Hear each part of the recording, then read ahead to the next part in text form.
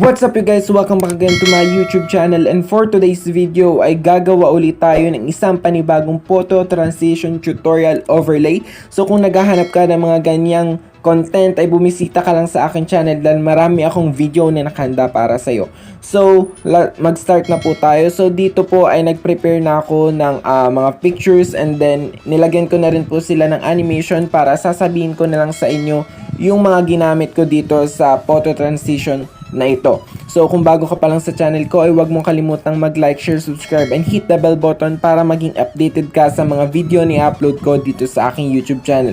So mag-start na po tayo. So sa unang photo po ay kinat ko po siya sa 3.0, and then for the next photo po ay kinat ko po siya sa 1.5. So wag kayong mag-alala guys dahil ilalagay ko ulit sa gilid yung mga animation at kung saan seconds ko sila kinap. And then for the next photo is 1.3. For the next photo is 1.0. For the next one is 1.2. Next photo po is 1.0. For the next photo is 1.0 ulit. Next one is 1.2. Next photo is 1.1. For the next photo is 1.5. And then for the next one po is 2.1. For the next photo ay 1.4. For the next photo is 0.9. And then for the last one is 1.6 second. And after po niyan ay isasabihin ko naman yung animation na ginamit ko sa kanila, which is dito natin makikita sa combo. So sa unang photo po ay ang ginamit kong animation sa kanya is ito pong spin in. Yan. Then for the next photo po, ang animation po na ginamit ko sa kanya is rotate fade. And then for the next photo is sway out. For the next one is sway in. Yan. And then for the next photo po, ang ginamit ko ay fall bottom left. And then sa kabila po ay fall bottom right.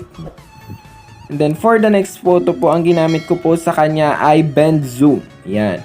And then for the next photo po is roll in and out 1. Yan. And then for the next one, ang ginamit ko po sa kanya ay funhouse mirror 1. And then for the next one, ang ginamit ko naman po ay funhouse mirror 2. For the next photo po, ang ginamit ko po ay pirate ship 1.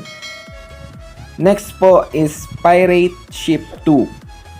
For the next photo po is slip and slide 2.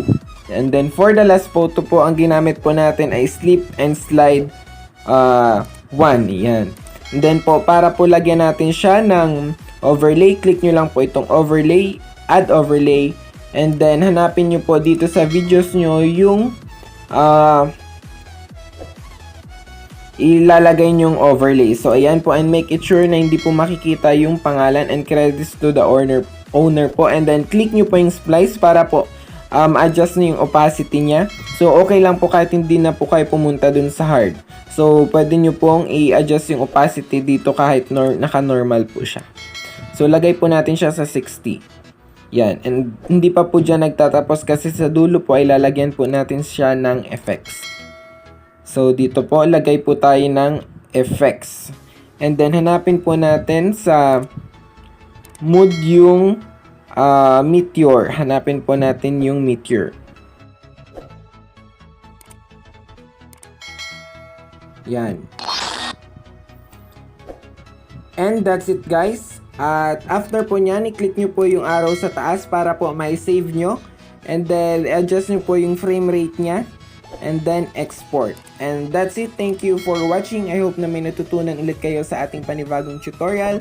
At kung bago ka pa lang sa channel ko ay huwag mong kalimutang mag-like, share, subscribe, and hit the bell button for you to be notified sa lahat ng mga video ni upload ko dito sa aking channel. So thank you for watching. Keep safe and God bless.